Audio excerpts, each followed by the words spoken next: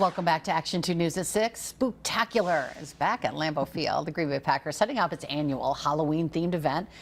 Tomorrow's activity is going to be quite fun out there for the kids. Geared towards families with young children, it has become a tradition for many households. Festivities kick off at 9 a.m. tomorrow, featuring on-stage entertainment, fall-themed games, craft stations, cookie decorating, and much, much more.